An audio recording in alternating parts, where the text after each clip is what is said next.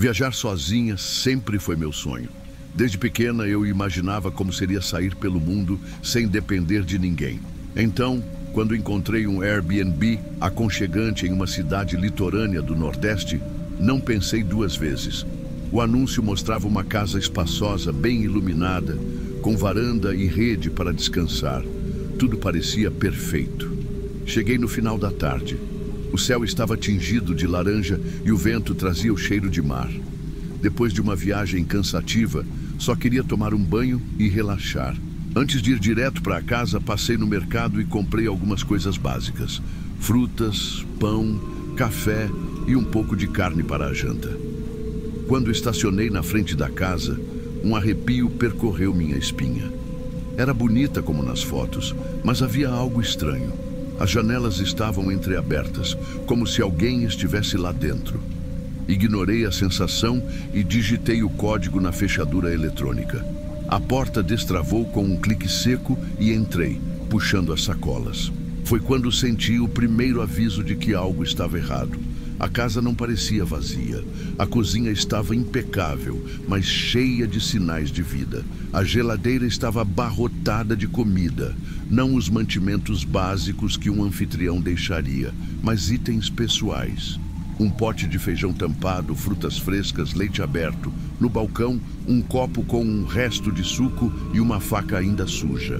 Meus olhos percorreram o ambiente com o coração disparado. No sofá da sala, uma manta amassada, dobrada de qualquer jeito, como se alguém tivesse acabado de se levantar dali. No corredor, um par de chinelos ao lado da porta do quarto. Minha respiração ficou pesada. Chamei em voz alta: "Oi, tem alguém aqui?" Silêncio. Meu corpo inteiro gritava para eu sair, mas minha mente tentava racionalizar. Talvez o anfitrião tivesse esquecido de esvaziar a casa antes de liberar a reserva. Peguei o celular e liguei para o suporte do Airbnb. Após alguns minutos de espera, a atendente confirmou. A casa estava disponível e o proprietário garantiu que tudo estava em ordem. Mas se estava tudo certo, por que eu sentia que não estava sozinha? Dei um passo para trás e senti algo me observando. Meu olhar foi atraído para o corredor. Lá, na parede, havia um quadro. Um homem de meia idade. Olhar profundo, terno escuro. Ele parecia me encarar. Meu coração acelerou. Fiquei ali parada, olhando para aquele quadro por tempo demais. A expressão do homem parecia séria demais, como se não pertencesse à decoração casual da casa. Engoli em seco, tentando afastar a paranoia. "Isso é coisa da minha cabeça", murmurei, virando as costas e indo para o quarto. Empurrei a porta devagar. A cama estava arrumada, mas sobre ela havia algumas roupas dobradas e uma mala semi-aberta. Me aproximei e vi roupas masculinas, sapatos e uma carteira. Peguei-a com mãos trêmulas. Dentro havia documentos, cartões e uma identidade. O nome nele era Geraldo Martins. O rosto, o mesmo homem do quadro. Senti um calafrio subir pela nuca. O anfitrião não mencionou que a casa pertencia a alguém com esse nome. Olhei para a foto novamente. O quadro no corredor parecia mais frio agora, mais real. Fechei a mala e abri o guarda-roupa tentando encontrar mais respostas. Entre algumas roupas velhas, encontrei uma gaveta cheia de caixas de remédio. Peguei uma e li o rótulo. Medicamento para tratamento de câncer avançado. Apertei os lábios, puxando outros papéis empilhados ali. Laudos médicos, exames, receitas. E então, entre os documentos, encontrei um envelope amarelado, já meio gasto. Abri e tirei um papel dobrado. Era um atestado de óbito. O nome nele? Geraldo Martins. A data? 3 meses atrás. Soltei o papel como se estivesse queimando minhas mãos. O dono dessa casa estava morto. Meus instintos berraram para que eu saísse dali o mais rápido possível. Corri até a porta principal e girei a maçaneta. Nada.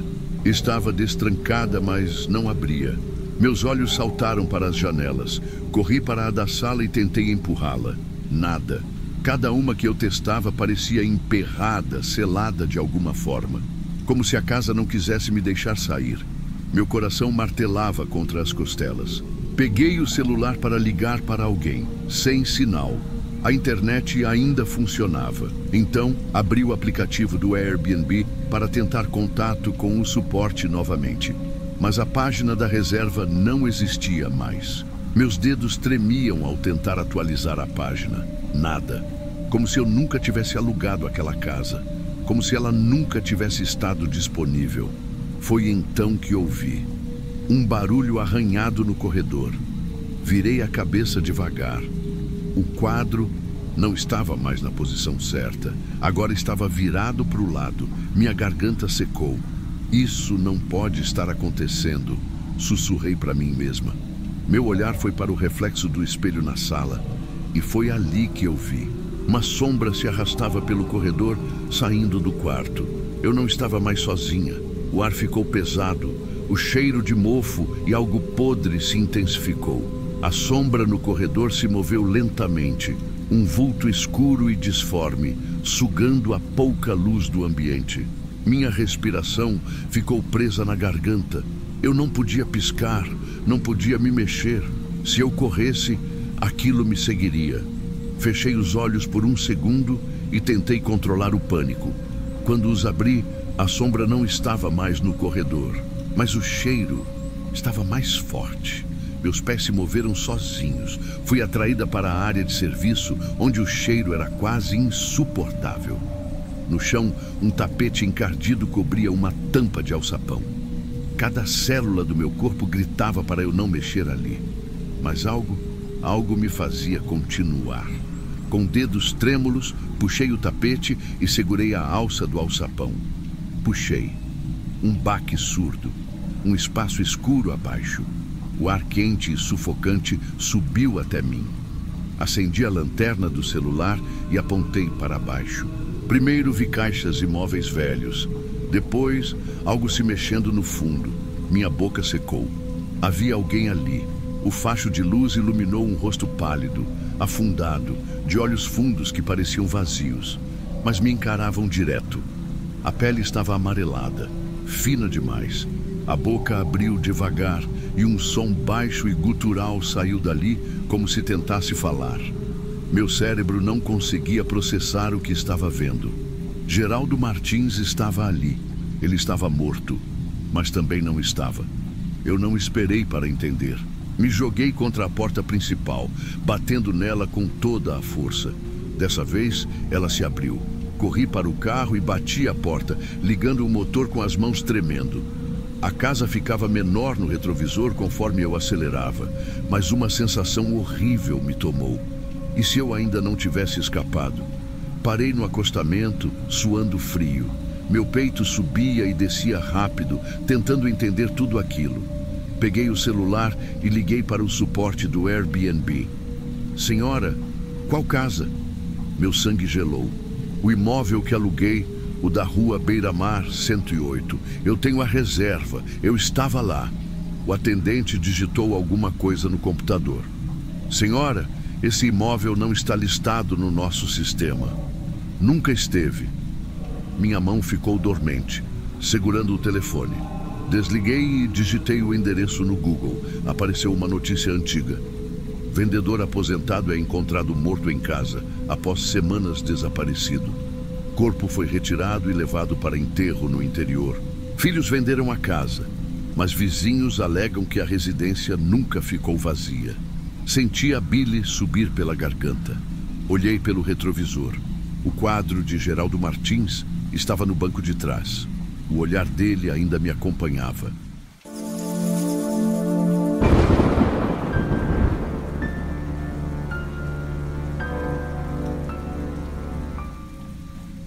O anúncio parecia bom demais para ser verdade. Um Airbnb no centro de São Paulo, bem localizado, com boas avaliações e um preço abaixo da média. Eu precisava passar apenas uma noite na cidade para resolver umas pendências, então não pensei duas vezes. Reservei e fui direto para lá assim que cheguei. O prédio era antigo, com um cheiro de mofo nos corredores. O elevador rangia como se estivesse prestes a desabar. E o apartamento, bem, era básico, mas servia. A anfitriã Marina apareceu rapidamente para me entregar as chaves. Ela parecia nervosa, o olhar inquieto, como se quisesse se livrar de mim o mais rápido possível. "Está tudo certo?" perguntei, tentando quebrar o gelo. Ela hesitou por um segundo antes de responder. "Sim, só feche bem a porta à noite." A frase ficou ecoando na minha cabeça enquanto eu explorava o apartamento. Por que ela diria algo assim? Ignorei o desconforto e segui meu plano. Tomei um banho, pedi comida e relaxei assistindo TV. Lá fora, o burburinho da cidade nunca cessava. Mas algo começou a incomodar. Tive a sensação estranha de estar sendo observado. Sempre que olhava pela janela, sentia como se houvesse alguém na rua, parado, me encarando. Mas quando tentava focar, não via nada. Apenas sombras misturadas ao movimento frenético da cidade. E então, à meia-noite, veio o primeiro som. Um clique metálico na porta de entrada. Engoli em seco. Eu tinha certeza de que havia trancado. Levantei devagar e fui até a sala com os ouvidos atentos. O som se repetiu. Um arranhado lento, como se alguém estivesse tentando abrir a fechadura sem fazer barulho. O sangue gelou nas minhas veias. E então, a maçaneta girou sozinha. Minha respiração ficou presa no peito. A porta se abriu lentamente, rangendo de um jeito que parecia um aviso. No corredor escuro, uma silhueta se destacou, alta, imóvel. E então, a luz do poste lá fora revelou algo que fez meu coração martelar ainda mais forte. Ele usava uma máscara grotesca de bode. Os olhos da máscara eram vazios, o material desgastado e sujo, como se tivesse sido usada muitas vezes antes. O homem entrou no apartamento com passos pesados. Na mão, um revólver. Eu não conseguia me mover. Minhas pernas estavam presas ao chão, como se o medo tivesse drenado todas as forças do meu corpo. Ele caminhou lentamente até minha mochila, jogada no sofá, e começou a revistar tudo. Meus olhos fixaram na arma. Qualquer movimento errado e eu poderia acabar ali mesmo. Mas algo estava errado. Ele ignorou o dinheiro, o celular, os fones de ouvido caros. Não levou nada que um assaltante comum levaria. Pegou apenas meus documentos. Meu RG, CPF e passaporte. Segurou o RG no alto e ficou analisando por alguns segundos, como se estivesse confirmando algo. Então, sem dizer uma palavra, guardou tudo no bolso do casaco, deu 2 passos para trás e me encarou através da máscara. "Isso é o suficiente", murmurou, a voz abafada pelo pano. E então, simplesmente saiu. A porta se fechou com um leve estalo. O silêncio voltou a tomar conta do apartamento. Eu ainda não conseguia me mexer. Só conseguia pensar em uma coisa. Por que ele levou apenas meus documentos? Minutos se passaram, talvez horas. Eu ainda estava sentado no sofá, tentando entender o que tinha acabado de acontecer. Minha mente gritava para eu fazer alguma coisa. Chamar a polícia, correr para fora daquele apartamento, mas eu estava paralisado, preso no choque do que acabara de acontecer. Peguei o celular e abri o aplicativo do Airbnb para enviar uma mensagem para a anfitriã. Mas algo estranho aconteceu. O anúncio do apartamento simplesmente não existia mais. O nome de Marina tinha sumido, assim como qualquer registro da reserva. Era como se aquele lugar nunca tivesse estado disponível para aluguel. O coração disparou. Algo estava muito errado. Levantei, ainda tremendo, e comecei a revirar minha mochila, esperando que, por algum milagre, meus documentos ainda estivessem ali. Mas não estavam. O intruso realmente só levou aquilo. Foi então que notei um detalhe que eu não lembrava de ter colocado ali. No fundo da mochila, dobrado com cuidado, havia um contrato de aluguel. Mas quando olhei melhor, meu sangue gelou. O nome no contrato não era o meu. Estava escrito em letras firmes: Rodrigo Santos. Meu coração acelerou. Quem diabos era Rodrigo Santos? E o pior, por que eu estava com um contrato no nome dele? Última frase do capítulo. Seja lá quem for. Rodrigo Santos, agora eu estou no lugar dele. Alguém bateu na porta. O som foi seco, direto. Meu corpo ficou tenso. Por um momento, pensei que o intruso mascarado tivesse voltado. Arrastei-me devagar até a porta e olhei pelo olho mágico. Era o vizinho do andar de baixo. Um homem calvo, de uns 60 anos, vestindo um moletom desbotado. Ele não parecia ameaçador, mas havia algo nele que me deixava desconfortável. Você ainda está aí? Ele perguntou, a voz baixa, quase um sussurro. Hesitei, mas destranquei a porta. Ele me olhou de cima a baixo e depois deu um passo para dentro, fechando a porta atrás de si. Ele voltou? Perguntou direto. Meu coração acelerou. Ele... Quem? Gaguejei. O vizinho respirou fundo. Você não devia estar aqui. Eu vi outro homem alugando esse apartamento há algumas semanas. Rodrigo Santos. Nunca mais saiu. Um arrepio percorreu minha espinha. Como assim? Nunca mais saiu? O vizinho me encarou por um momento antes de responder. Eu ouvi gritos naquela noite. E depois, silêncio. O anúncio sumiu do aplicativo, igual ao que aconteceu com você. Minha boca secou.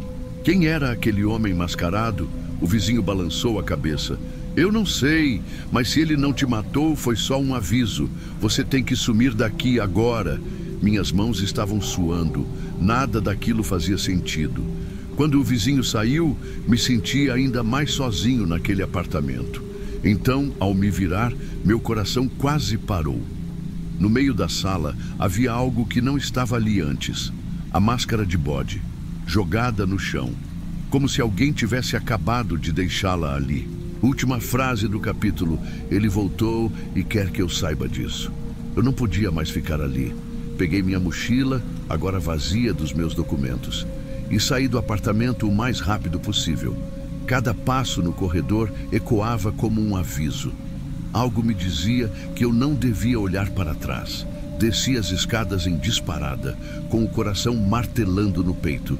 O prédio parecia mais escuro do que antes. Ou talvez fosse apenas minha mente se recusando a aceitar a realidade. Quando cheguei à rua, não sabia para onde ir. Eu precisava de ajuda. Fui direto para a delegacia mais próxima. Entrei, respirei fundo e me dirigi ao balcão. Quero registrar um boletim de ocorrência. Meus documentos foram roubados. O policial, sem pressa, pegou uma ficha e pediu. Nome completo?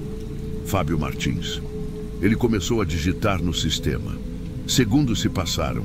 Então, o policial franziu a testa. Seus olhos se estreitaram para a tela. Você tem certeza de que esse é o seu nome? Um arrepio subiu pela minha espinha. Como assim? Claro que é. Ele girou a tela na minha direção. Meu nome não existia no sistema. O CPF e RG, que antes eram meus, agora pertenciam a outra pessoa. Rodrigo Santos. Minhas pernas fraquejaram. Isso deve ser um erro. Eu posso mostrar outros dados, um e-mail, qualquer coisa.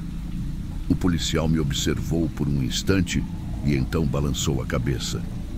Isso acontece mais do que você imagina, rapaz. Alguém te escolheu e agora no sistema você não existe mais. Minhas mãos tremiam. Eu tentei argumentar, mas ele apenas soltou um suspiro cansado. O conselho que eu te dou? Se eu fosse você, ia embora. E rápido. Saí da delegacia sem saber o que fazer. Cada pessoa na rua parecia suspeita. Eu não sabia quem estava envolvido nisso. Então, meu celular vibrou. Uma mensagem anônima. O jogo começou. Cuide bem da sua nova identidade. A tela piscou. As informações da minha conta bancária, dos meus cadastros, tudo já tinha sido alterado. Meu nome era Rodrigo Santos agora, e eu nunca mais poderia provar quem realmente fui. Última frase da história. E se o plano desde o início fosse me transformar em alguém que nunca existiu?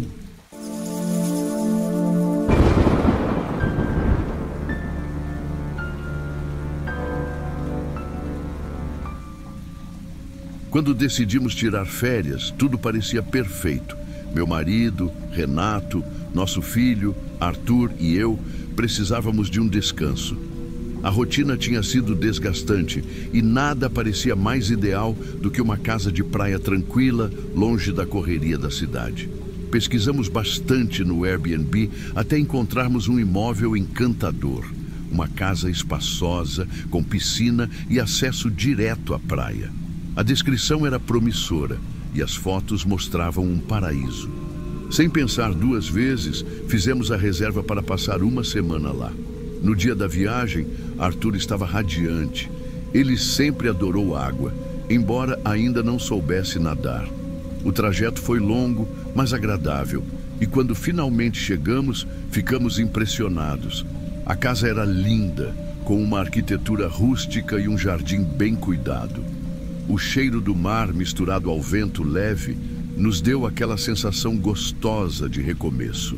Porém, logo percebemos algo que não estava descrito no anúncio. Uma casa menor nos fundos, onde vivia um casal de caseiros, Marta e Osvaldo. Renato e eu trocamos olhares. Não gostávamos da ideia de ter estranhos tão perto, mas já estávamos ali e não queríamos estragar a viagem. Decidimos relevar e fomos recebidos por Marta, uma senhora simpática que nos explicou que ela e o marido cuidavam da manutenção da casa. Ela garantiu que não nos incomodariam e que estavam ali apenas para garantir que tudo corresse bem. Mesmo hesitante, sorri e agradeci. A primeira noite foi tranquila.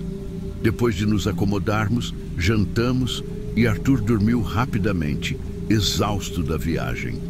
Renato e eu ficamos um tempo na varanda, ouvindo o som das ondas. Tudo parecia perfeito, pelo menos até o dia seguinte.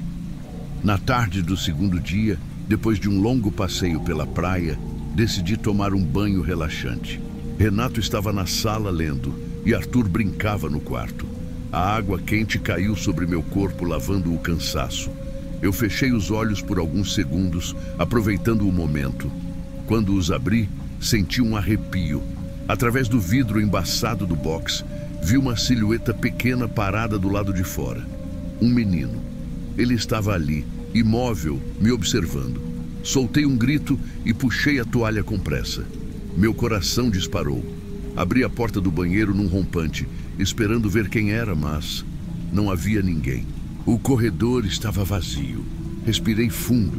Minha mente tentava racionalizar. Talvez fosse Arthur. Ele poderia ter entrado e saído correndo quando percebeu que eu o vi. Vesti-me rapidamente e fui até o quarto. Arthur dormia profundamente, o corpo pequeno encolhido na cama. Senti um calafrio percorrer minha espinha. Se Arthur estava dormindo, então quem eu tinha visto? Na manhã do terceiro dia, Arthur acordou animado para brincar na piscina. Como toda mãe, eu me preocupei. Filho, lembra do que falamos? Nada de entrar na piscina sem a boia. Você ainda não sabe nadar. Arthur fez um bico, mas assentiu. Colocamos sua boia inflável e ele pulou na água rindo.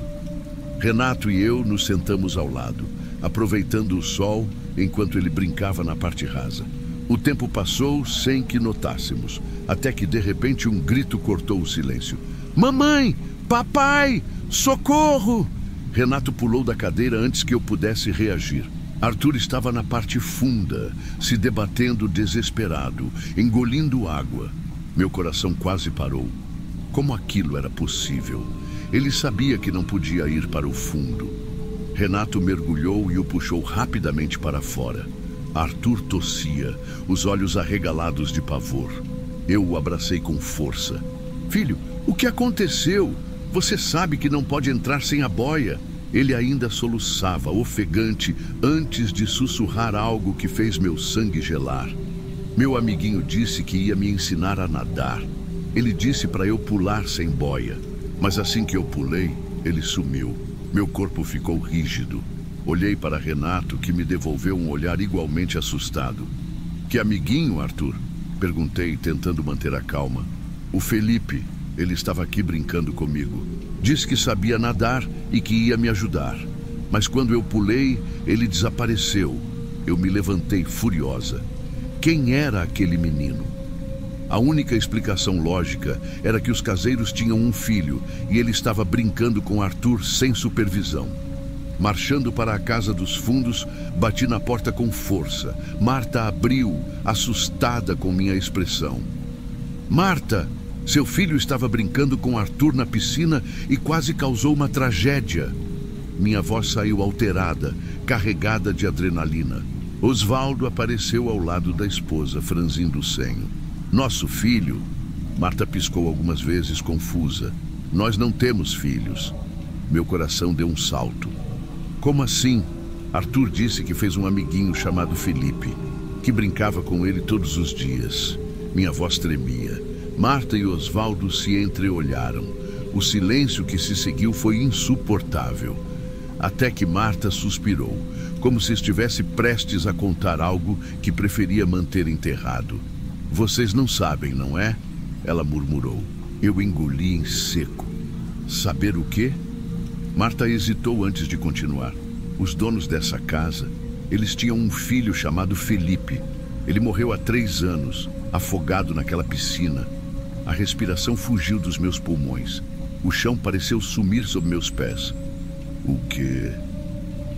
Minha voz saiu como um sussurro. Foi uma tragédia. Felipe tinha 6 anos. Os pais estavam distraídos dentro de casa. E quando perceberam, ele já tinha se afogado. Desde então, eles nunca mais voltaram para cá. Não suportavam a dor. Mas algumas pessoas dizem que... Marta engoliu seco. Dizem que ele ainda está aqui. O silêncio pairou no ar, denso e sufocante. Eu me virei para Renato, que segurava Arthur nos braços. Meu filho ainda tremia. Arthur, minha voz quase não saiu. Como era o seu amiguinho? Ele fungou e respondeu baixinho. Ele disse que o nome dele era Felipe. E ele estava molhado. Sempre molhado. Meu estômago se revirou. Peguei Arthur no colo e olhei para Renato. Não precisávamos dizer nada. Sabíamos o que tínhamos que fazer.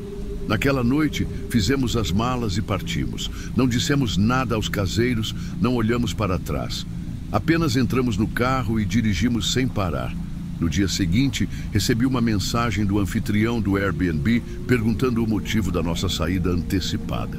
Mas eu não queria reviver aquilo. Apenas apaguei a conversa e segui em frente. Nunca mais alugamos casas pelo Airbnb. Na manhã seguinte, Marta saiu para verificar a casa. Quando chegou à beira da piscina, sentiu um arrepio. A boia que Arthur deveria ter usado ainda flutuava na água. E ao lado dela, havia marcas de pegadas molhadas no chão. Como se alguém tivesse saído da piscina naquela madrugada.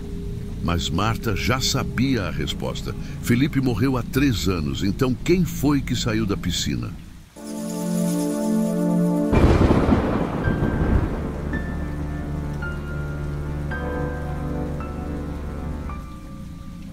Se alguém me dissesse que um simples aluguel pelo Airbnb poderia arruinar minha vida, eu riria na cara da pessoa. Até porque algo assim aconteceria comigo. Meu apartamento era pequeno, bem localizado e sempre atraía turistas e executivos em viagens de trabalho. Nunca tive problemas, pelo menos até aquele dia. A notificação do aplicativo chegou no fim da tarde. Nova reserva confirmada. Nome do hóspede, Ricardo Santos. Foto de perfil um pouco embaçada, sem redes sociais vinculadas, mas com uma conta verificada e pagamento aprovado. Mais uma estadia tranquila, pensei. Ele me mandou uma mensagem educada, dizendo que estava vindo do interior para um congresso e ficaria por uma semana. Tudo parecia normal. Combinamos o check-in para a noite seguinte. No dia marcado, Ricardo chegou pontualmente. Era um homem de pouco mais de 40 anos. Magro, olhar cansado e roupas simples. O tipo de pessoa que você encontraria em qualquer rodoviária. Boa noite, sou o Ricardo. A voz dele era baixa, quase como se quisesse evitar chamar atenção. Oi, Ricardo, bem-vindo. Aqui está a chave. Qualquer dúvida, só me chamar no WhatsApp. Ele pegou a chave, sorriu de leve e entrou no apartamento. Não pediu nada, não perguntou nada. Só desapareceu para dentro. Naquela noite, enquanto eu assistia TV na minha casa, pensei no hóspede por um instante. Algo nele parecia fora do lugar. Mas balancei a cabeça e deixei para lá. Eu não fazia ideia do que tinha acabado de deixar entrar no meu apartamento. Os primeiros dias foram tranquilos. Nenhuma reclamação, nenhuma mensagem. Para mim, isso significava um hóspede ideal. Mas então começaram os sinais. Na terceira noite, por volta das 2 da manhã, meu celular vibrou. Era uma mensagem de uma vizinha do andar de baixo, Dona Marta. Júlio, desculpa incomodar essa hora, mas seu hóspede está fazendo muito barulho. Parece que está arrastando móveis. Tá tudo bem? Fiquei surpreso. Ricardo parecia tão discreto. Por que estaria movendo móveis no meio da madrugada? Mandei uma mensagem para ele pelo WhatsApp. Oi, Ricardo. Tá tudo certo aí? Os vizinhos disseram que ouviram uns barulhos. Ele respondeu na mesma hora. Tudo certo, só reorganizando umas coisas. Foi mal pelo incômodo. Algo na resposta me incomodou, mas deixei passar. Na noite seguinte, voltei para casa tarde depois de jantar com uns amigos. Ao estacionar o carro, vi Ricardo saindo do prédio.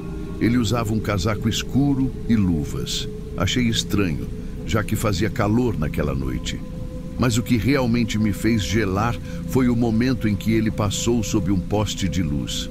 Suas mãos estavam sujas, algo escuro. Ele limpou rapidamente na calça antes de seguir rua abaixo. Uma sensação ruim se instalou em mim. Algo estava muito errado com aquele cara, mas o pior ainda estava por vir. Acordei com batidas fortes na porta. Olhei o relógio, 7 da manhã. Quem estaria batendo assim tão cedo? Levantei ainda meio sonolento e abri a porta. 2 homens de terno escuro estavam ali, sérios, policiais. O senhor é Júlio Costa? Perguntou um deles, segurando um bloco de anotações. Sim, sou eu. O que está acontecendo? O outro policial me mostrou a tela de um celular. Havia uma foto ali. Era Ricardo. Meu estômago gelou. O senhor conhece esse homem? Minha garganta secou. Eu tentei manter a calma. E sim, ele alugou meu apartamento pelo Airbnb. Está hospedado aqui há alguns dias. Os policiais trocaram um olhar rápido. O nome dele não é Ricardo Santos, disse um deles. Esse homem é Ricardo Oliveira. Ele é foragido da polícia. Minha cabeça girou. Foragido? Mas como assim? Ele é suspeito de roubo seguido de assassinato em Curitiba. Está desaparecido há meses. Recebemos uma denúncia de que ele poderia estar nesta região. O senhor notou algo suspeito nos últimos dias? Pensei nos barulhos à noite, no jeito dele evitar as câmeras, nas luvas, nas mãos sujas. Sim, eu notei, mas eu ignorei.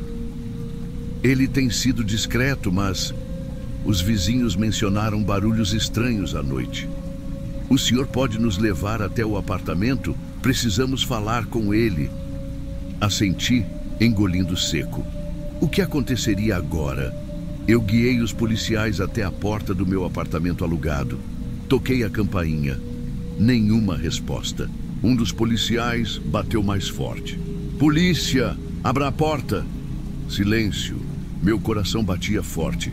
E se ele estivesse lá dentro? E se estivesse armado? Um dos policiais testou a maçaneta. Trancada. Eles me pediram para buscar minha chave reserva. Quando voltei, um deles já estava no telefone pedindo reforços. Eu destranquei a porta e dei um passo para trás. A cena dentro do apartamento me fez perder o fôlego. O lugar estava revirado. A cama estava desfeita, cadeiras viradas, a pia do banheiro cheia de manchas escuras. O cheiro de álcool misturado com algo metálico enchia o ar. E então eu vi. Sobre a mesa havia uma faca grande e suja. Meu estômago se revirou. Meu Deus, murmurei. O policial caminhou devagar até a cozinha e abriu a geladeira. Ele ficou parado por um segundo e depois me olhou com uma expressão séria. Senhor Júlio, onde está seu hóspede agora? Minha boca secou. Eu não sabia. Mas uma coisa era certa. Eu estava metido até o pescoço nisso. Minha mente girava. O que eu tinha feito? Como deixei um assassino foragido se hospedar no meu apartamento? O policial pegou o celular e fez uma ligação rápida. Ele fugiu. Avisem as viaturas para patrulhar a área.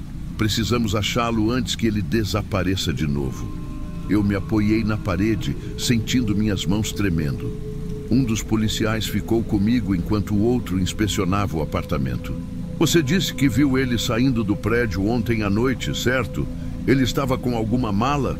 Não, respondi, tentando lembrar de cada detalhe. Ele estava com um casaco e parecia ter limpado as mãos na calça antes de sair. O policial fez um gesto para o parceiro, que olhava atentamente para a faca sobre a mesa. Vamos precisar levar isso para a perícia. E então, como se fosse ensaiado, meu celular vibrou. Era uma mensagem de um número desconhecido. Júlio, eu não queria envolver você nisso, mas a polícia está atrás de mim. Não conte que me viu. Se puder, apaga essa mensagem. Minha respiração ficou presa no peito. O policial percebeu minha reação e se aproximou. Quem é? Eu não podia esconder. Estendi o celular para ele. O policial olhou para a tela, seus olhos estreitando.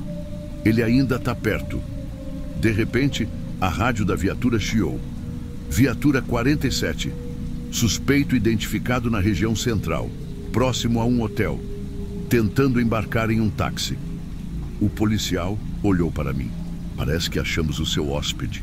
A polícia cercou a área do hotel em minutos. Eu acompanhei de longe, ansioso para ver como aquilo terminaria. Ricardo tentava entrar em um táxi quando os policiais saíram dos carros. Ele congelou, percebendo que estava cercado. Mãos na cabeça. Você está preso. Por um momento achei que ele fosse correr, mas ele só levantou as mãos devagar, se rendendo. Não disse uma palavra enquanto era algemado. Foi assim que terminou a estadia de Ricardo Oliveira no meu apartamento. Mas para mim, o pesadelo não acabou ali. Passei semanas respondendo perguntas, dando depoimentos e tentando limpar meu nome. Meu apartamento foi interditado para perícia e cada canto do lugar parecia impregnado por algo sombrio. Quando finalmente pude entrar novamente, me arrependi. O cheiro ainda estava lá. O peso no ar, a sensação de que algo ruim tinha acontecido ali. Tentei seguir em frente. Coloquei o apartamento para alugar de novo, mas logo percebi que ninguém queria ficar ali. Os vizinhos sabiam da história, os rumores se espalharam. Aos poucos, o apartamento ficou marcado. E então, uma noite, recebi uma nova notificação do Airbnb, uma nova reserva. Olhei para o nome do hóspede e senti um arrepio na espinha. Não era Ricardo, mas parecia um nome falso. Fechei o aplicativo e tomei minha decisão. Entrei nas configurações do Airbnb e cliquei em desativar conta. Nunca mais alugaria aquele apartamento. E até hoje, quando passo por ele, me pergunto quantas vezes abrimos a porta para o perigo sem nem perceber.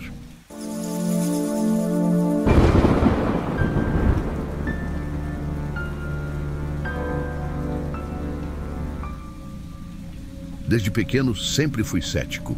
Nunca acreditei em fantasmas, assombrações ou qualquer coisa que fugisse da lógica. Mas naquela noite, na casa que escolhemos para nossa lua de mel, minha certeza foi esmagada. Fernanda e eu havíamos casado há poucos dias. Escolhemos a Bahia para comemorar, fugindo do óbvio. Nada de resorts lotados ou praias badaladas. Queríamos um lugar isolado, onde pudéssemos descansar sem ninguém por perto. Depois de algumas buscas no Airbnb, encontramos uma casa colonial perfeita. Pequena, charmosa, com varanda ampla e vista para o mar. O preço? Quase barato demais para ser verdade. Mas as fotos eram impecáveis e os poucos comentários elogiavam o lugar. Reservamos sem pensar duas vezes. Chegamos ao final da tarde, o sol tingindo o céu de laranja. A casa era ainda mais bonita pessoalmente, mas algo nela me incomodou desde o início. O ar era pesado, carregado. O dono nos esperava na porta, um homem magro, de feições duras e olhos fundos. "Sejam bem-vindos", disse ele, nos entregando as chaves com pressa. "Qualquer coisa, tentem não incomodar." Fiquei confuso com a escolha de palavras, mas não questionei. Ele saiu quase correndo, sem nos dar qualquer instrução sobre a casa. Fernanda riu, achando graça na pressa do homem. "Miguel, você viu o jeito que ele olhou pra gente? Parece que queria que a gente não ficasse aqui. Impressão sua." Tentei desconversar, mas por dentro algo já me dizia que ela estava certa. Colocamos as malas no quarto, admiramos a vista da varanda e decidimos abrir um vinho para celebrar. Mas antes da primeira taça, um barulho seco veio do corredor. Parei no mesmo instante. Fernanda também ouviu. Olhamos na direção da porta do quarto. "Foi o vento?" ela perguntou. "Sei lá." Me levantei, fui até o corredor. Nada. Apenas o silêncio sufocante da casa. Até que algo me fez gelar o sangue. Uma das cadeiras da cozinha estava virada de lado. Eu tinha certeza absoluta de que não a deixamos assim. Tentei ignorar aquilo. Talvez tivéssemos esbarrado sem perceber. Arrumei a cadeira e voltei para o sofá, mas o clima já não era o mesmo. Fernanda percebeu. "Você está estranho", disse, analisando meu rosto. "Só cansado. Vamos dormir?" A cama era grande, confortável, mas o quarto parecia mais frio do que o resto da casa. E não era o tipo de frio normal. Era um frio errado, que parecia vir de dentro das paredes. Eu não conseguia dormir. O silêncio era tão profundo que me incomodava. Então, no meio da madrugada, aconteceu. Um barulho vindo do corredor. Passos. Meu coração disparou. Virei para Fernanda, mas ela estava encolhida, dormindo profundamente. Os passos se aproximaram, lentamente, como se alguém estivesse andando descalço no chão de madeira. Tive certeza de que não estávamos sozinhos naquela casa. Minha respiração ficou pesada. O som parou bem na porta do quarto. Me sentei, pronto para correr se fosse preciso. Mas não havia nada ali. Até que o interruptor da luz começou a piscar sozinho. E na parede ao lado da cama, marcas de mãos surgiram no escuro. Pequenas, como se fossem de uma criança. A primeira coisa que fiz ao amanhecer foi pegar o celular e mandar uma mensagem para o dono da casa. Miguel. Oi, bom dia. Aconteceu algo estranho essa noite. Você sabe se tem algum problema na fiação da casa? Nenhuma resposta. A casa parecia outra à luz do dia. O frio da noite havia sumido. O ambiente parecia até acolhedor. Mas eu não me deixava enganar. Eu sabia o que tinha visto. Fernanda acordou animada, sem ideia do que tinha acontecido. Tomamos café na varanda e decidimos sair para conhecer a vila. Eu precisava de um tempo longe daquela casa. Em uma pequena venda, conversamos com a dona do lugar, uma senhora de idade chamada Dona Lúcia. Ela era falante, mas seu rosto se fechou quando mencionamos onde estávamos hospedados. Essa casa, vocês alugaram pelo Airbnb? Perguntou, franzindo a testa. Sim. Por quê? Ela olhou ao redor como se checasse se alguém mais estava ouvindo e abaixou a voz. Há muitos anos, uma família morava ali.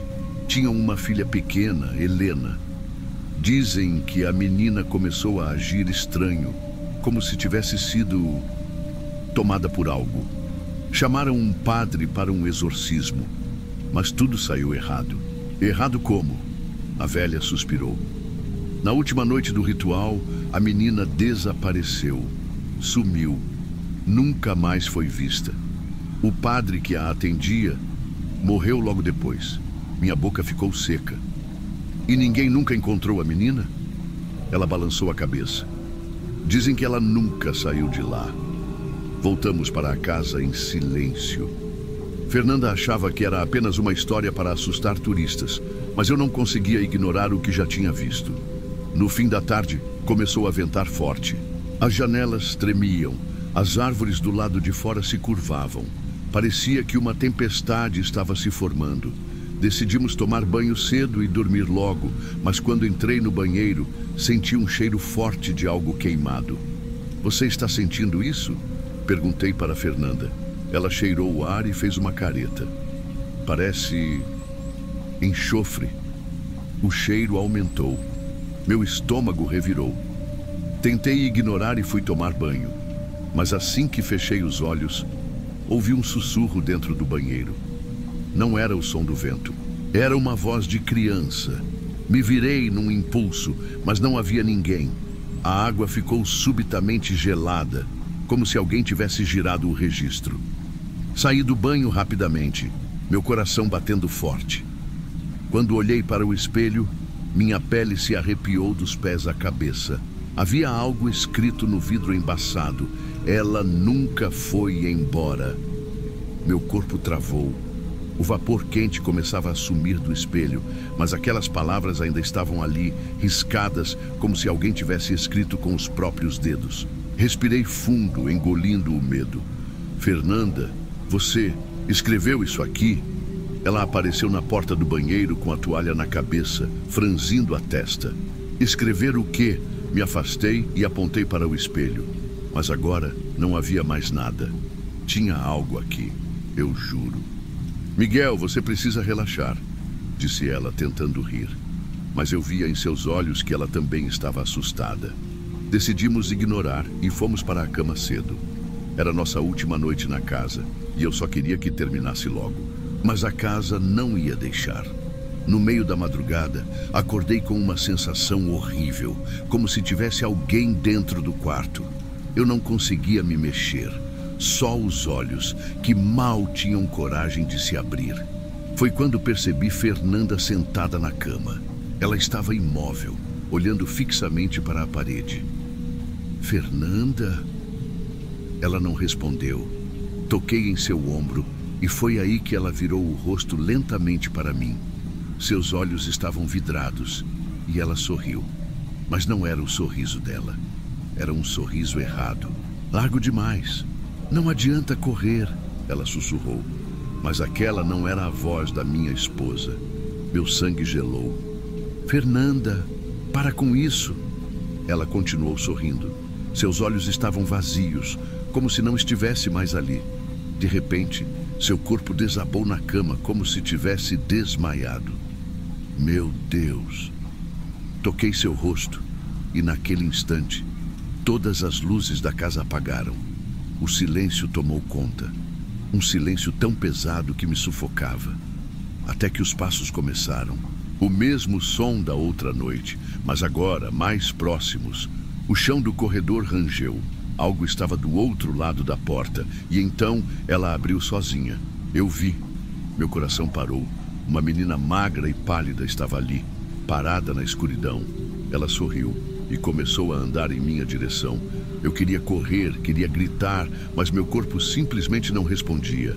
A menina estava ali, parada na porta, olhando diretamente para mim. O sorriso no rosto dela era errado, esticado demais, como se sua pele estivesse rasgando. Então, ela deu o primeiro passo para dentro do quarto. Miguel! A voz de Fernanda saiu fraca ao meu lado. Meu instinto finalmente reagiu. Peguei Fernanda nos braços, sem me importar se ela estava consciente ou não, e saí correndo pelo corredor escuro. A porta da frente ainda estava escancarada, como se tivesse sido aberta de propósito. Eu corri sem olhar para trás. O vento lá fora estava forte, mas o ar parecia mais leve, como se tivéssemos rompido uma barreira invisível ao sair da casa. Eu só parei quando cheguei na estrada de terra, longe o suficiente para sentir que estávamos seguros. Fernanda abriu os olhos devagar. Miguel, o que aconteceu? Antes que eu pudesse responder, uma voz surgiu do nada. Se eu fosse vocês, não olharia para trás. Meu coração disparou. Um senhor de idade, vestindo roupas gastas, estava parado na beira da estrada, nos observando. Quem é o senhor? Perguntei, ainda ofegante. Ele não respondeu. Apenas apontou para a casa. Foi um reflexo. Eu olhei. E então, vi. A silhueta da menina estava na janela do segundo andar. Ela me observava e ainda sorria. Saímos daquela vila naquela mesma noite. Nunca falamos sobre o que aconteceu, nunca contamos para ninguém. Mas às vezes, nas madrugadas mais silenciosas, quando fecho os olhos para dormir, eu ainda escuto os sussurros.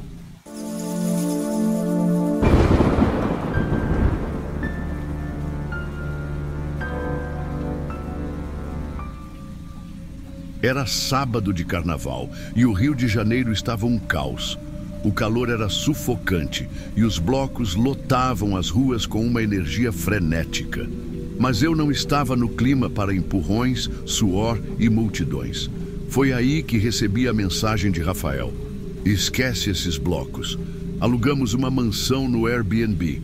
Vai ser só gente top, bebida à vontade e piscina. Partiu?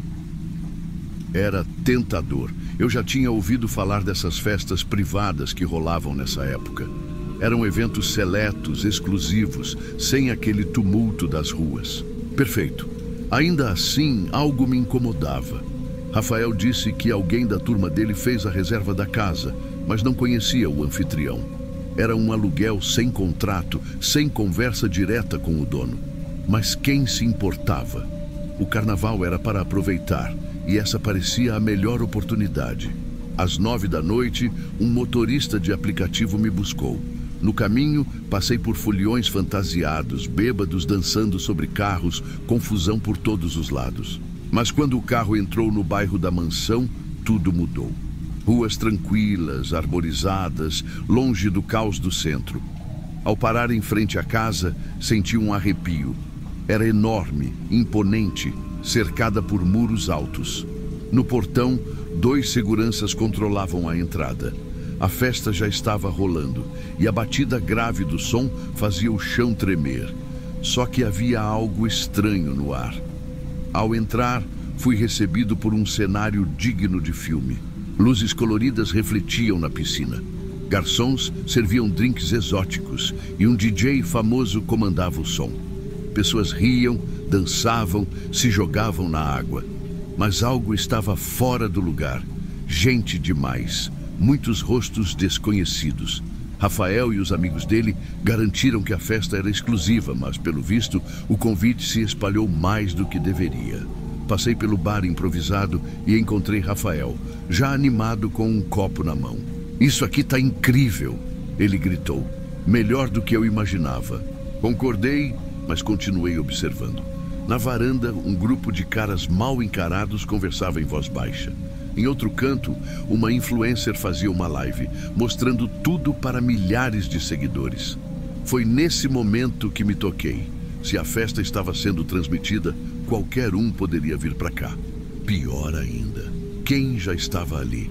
A música aumentou e os fogos de artifício no céu anunciaram que a noite só estava começando. Mal sabíamos que em poucas horas, aqueles mesmos fogos seriam substituídos pelo som de tiros.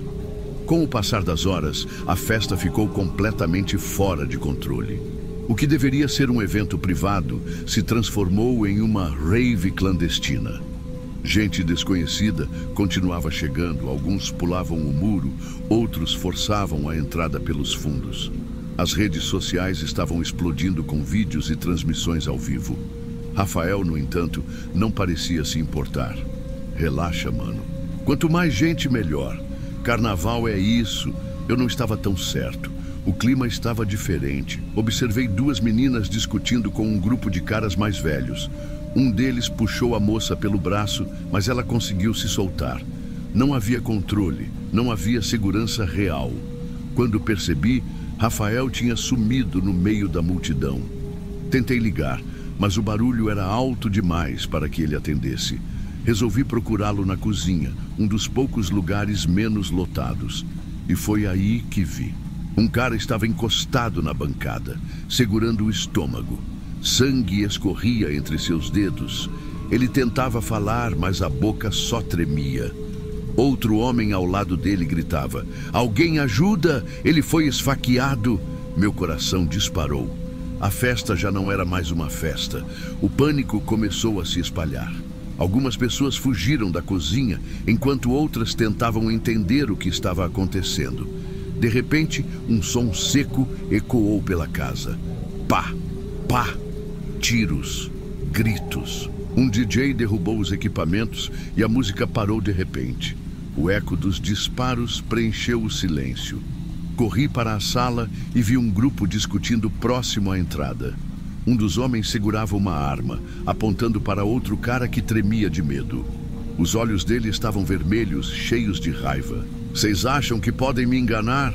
Isso aqui não é brincadeira!" Ele gritou, enquanto a arma tremia em sua mão. A multidão entrou em pânico. Pessoas começaram a correr em todas as direções, algumas tentando sair da casa, outras se jogando no chão. Tentei achar uma saída, mas as portas estavam bloqueadas. Havia gente demais empurrando, gritando, tentando escapar. Eu estava preso. Foi então que vi Rafael. Ele estava do outro lado da sala, parado, olhando fixamente para algo. Tentei chamá-lo, mas ele não reagiu. Algo terrível estava prestes a acontecer. O tempo parecia ter desacelerado. Pessoas corriam em pânico, tropeçando umas nas outras. Alguns tentavam escalar os muros da mansão, enquanto outros chutavam portas e janelas desesperadamente. Mas não havia escapatória. Os homens armados não estavam lá para assustar. Eles estavam lá para matar. Ouvi um novo tiro e, por instinto, me joguei no chão. Alguém gritou perto de mim, um grito sufocado que logo se apagou. Levantei o olhar e vi uma garota caída, o corpo imóvel, um rastro de sangue se espalhando pelo piso de mármore. Me arrastei até um sofá e tentei me esconder atrás dele. Meus olhos buscaram Rafael, mas ele já não estava onde eu o tinha visto. Foi então que senti uma mão apertar meu braço.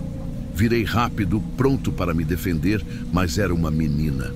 Loira, olhos arregalados de puro desespero. "Por favor, me ajuda. Eles vão matar todo mundo." Ela tremia tanto que mal conseguia falar. Antes que eu pudesse responder, ouvi passos pesados se aproximando. O homem da arma estava vindo.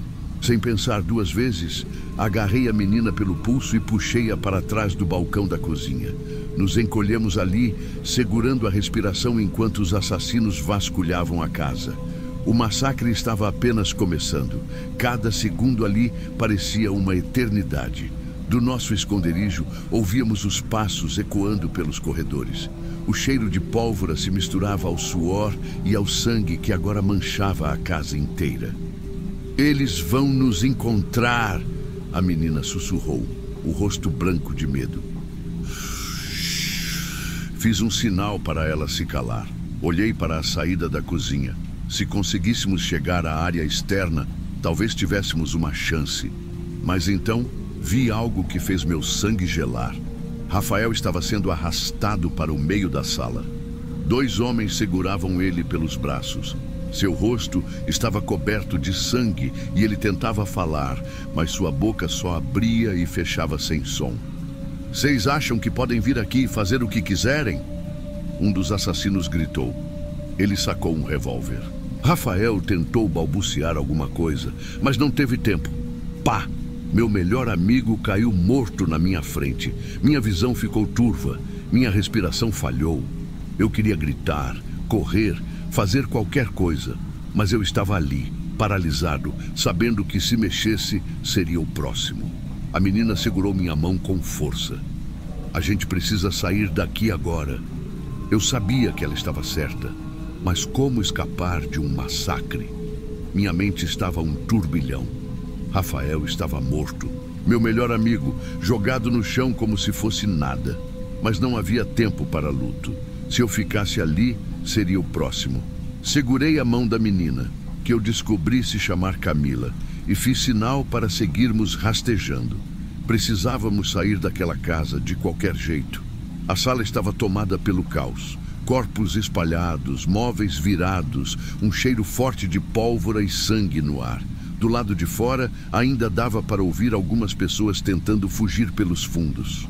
"Ope, tem uma casa ali", Camila sussurrou, apontando para um pequeno casebre atrás da mansão. Era a casa do caseiro. A única chance que tínhamos. Corremos. Passamos por trás da piscina e nos esgueiramos pela lateral do muro. Ouvimos vozes dos assassinos dentro da casa principal.